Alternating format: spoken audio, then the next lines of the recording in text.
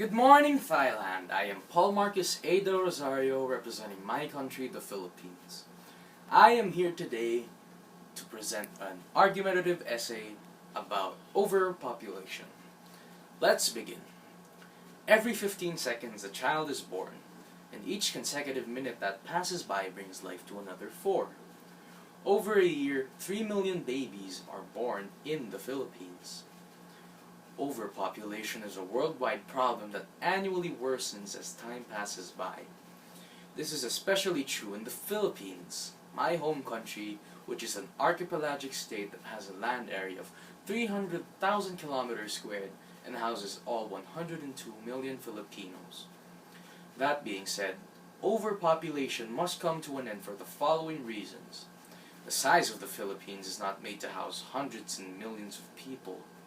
Also, with a plethora of people that are living in a country, especially like the Philippines, scarcity of basic necessities consequently arise. Lastly, overpopulation makes it harder for people to find jobs, ergo failing to support their families and their own welfare in the Philippines. One may argue that the bigger the population, the more workforce may be produced in the future, but will that really be considered a valid case? The Philippines is 12th on being the most populated country in the world, just next to Ethiopia, who sits at number 13. The difference of my country compared to Ethiopia is its land area. Compared to our measly 300,000 kilometers squared, Ethiopia has at its disposal 1.104 million kilometers squared.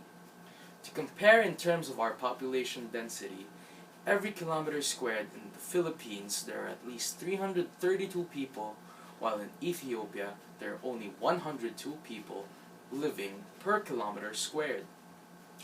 A study by the U.S. National Intelligence Council called Global Trends 2030 Alternate Worlds report that in 2030 demand for food, water, and energy will grow by approximately 35, 40, and 50% respectively, owing to an increase in the global population and the consumption patterns of an expanding middle class.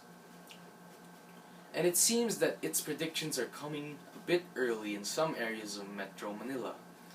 In an article of Rita Huzna of the Philippine Statistics Authority, or the PSA, in April of 2016, the unemployment rate of the Philippines rose to 6.1% from the 5.8% in January, meaning that 2,595 people were out of jobs and the labor force participation rate became 63.7% as compared to the previous year's 64.6%.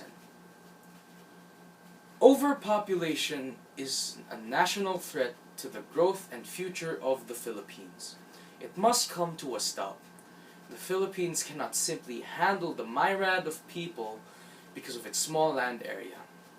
The people living continue to deplete the country's resources and will cause a scarcity in the coming years for the next generation to come and fix. Not only is the Philippines' resources scarce, but also the people who are part of the labor force slowly decreasing, and without jobs, people cannot sustain their lives and the lives of whom they care. Every day, every month, every year, overpopulation will continue to exacerbate the condition of the Philippines, if it will go unnoticed. It serves as a hindrance for all national development and must be solved before it's all too late. I am once again Paul Marcus A. Del Rosario, representative of the Philippines. Thank you.